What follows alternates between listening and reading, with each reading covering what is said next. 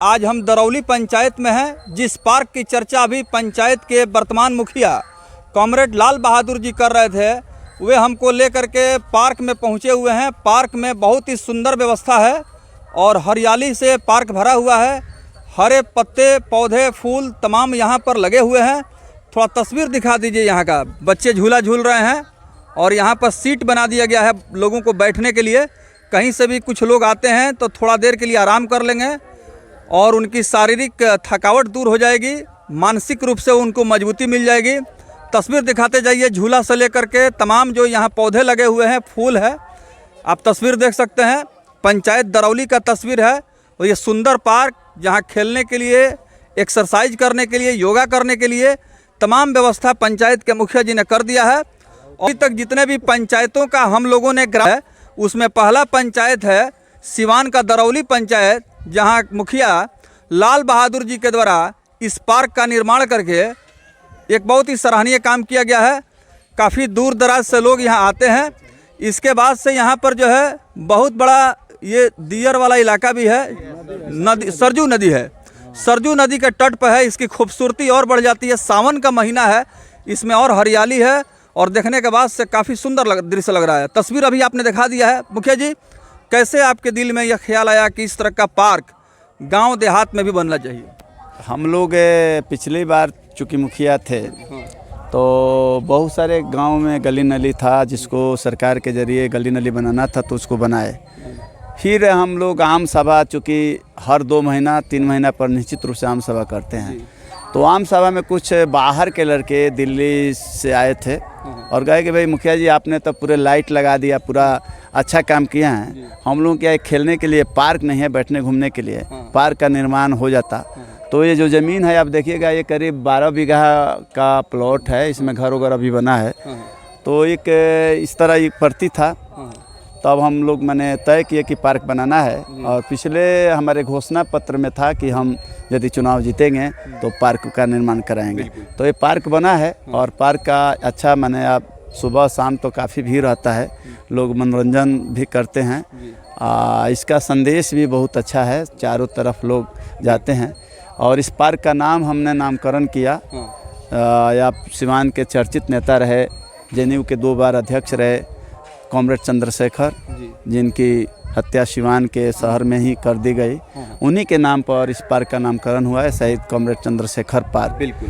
तो ये नाम से भी हमें गौरवान्वित होता है कि जो लोग देश की सेवा करने के लिए प्राण न्यौछावर करते हैं तो उनके नाम से उनकी कीर्ति भी होनी चाहिए। तो ये हुआ है। इस तरह इसका लाभ अभी भी आप देख सकते हैं कि बहुत सारे लोग और व्यायाम भी करते हैं और इसका लाभ भी लोग लेते हैं। देखिए, सुबह से शाम तक यहाँ लगातार लोग पहुँचते हैं और शहीद चंद्रशेखर पार्क, जो भी इन्होंने बताया कि जेएनयू के कई बार 2 बार अध्यक्ष रहे, शहीद चंद्रशेखर जी के स्मृति में, याद में इन्होंने इस पार्क का निर्माण कराया है। पार्क की सबसे बड़ी खूबसूरती यह है कि बिहार और उत्तर प्रदेश का बॉर्डर लाइन एरिया है, जहां सरजू नदी के तट पर यह बसा हुआ है।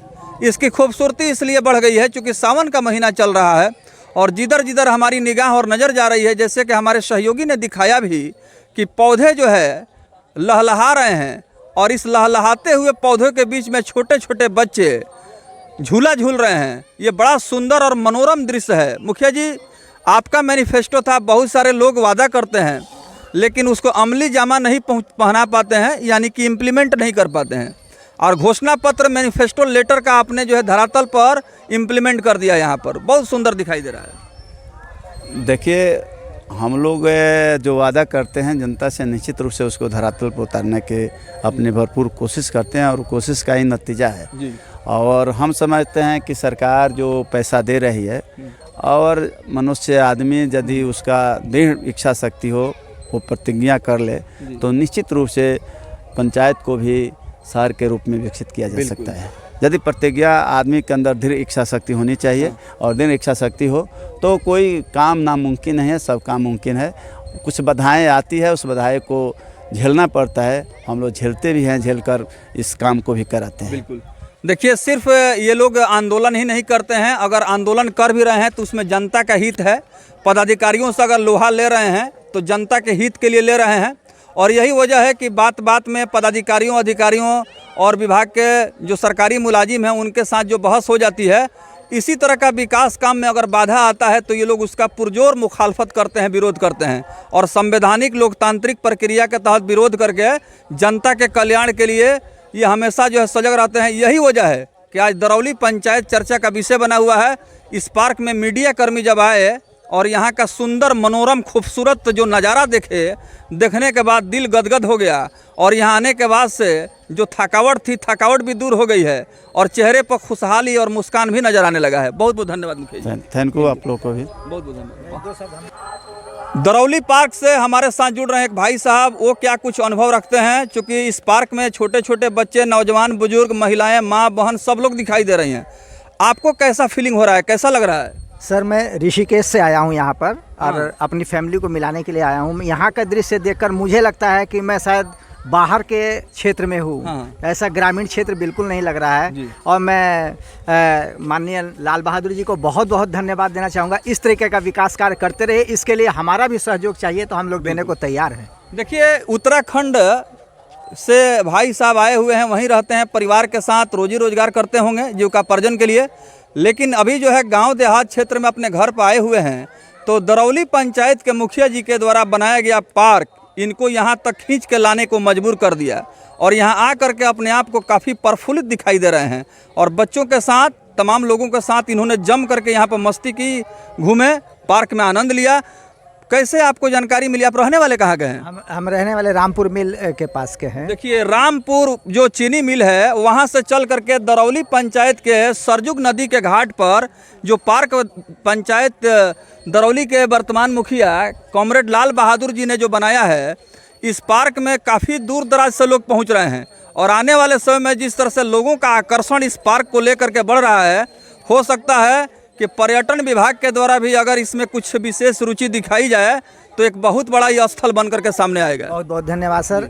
आप देख सकते हैं यहाँ पर हमारी फैमिली आई है और सब बहुत ही खुश हैं और 3 घंटे ऐसे व्यतीत हुए हैं जैसे मात्र 3 मिनट हुए हैं। बिल्कुल। देखिए, जो लोग यहाँ आ रहे हैं, यहाँ से जाने को उनका दिल नहीं कर रहा है। पंचायत के मुखिया जी भी मौजूद हैं, ये तो अजनबी व्यक्ति हैं, अतिथि हैं और इनका दिल खोल करके मुखिया जी ने स्वागत किया और मुखिया जी के काम से आए हुए जो यहाँ पार्क में घूमने वाले जो पर्यटक हैं, वो जो है इस बात को कह रहे हैं कि मुखिया जी ने जो काम किया है, काश इसी तरह अन्य पंचायत के मुखिया या प्रधान पार्क बनाते तो निश्चित रूप से ज़िंदगी में नई खुशहाली आ जाती। बहुत बहुत धन्यवाद आप सभी को।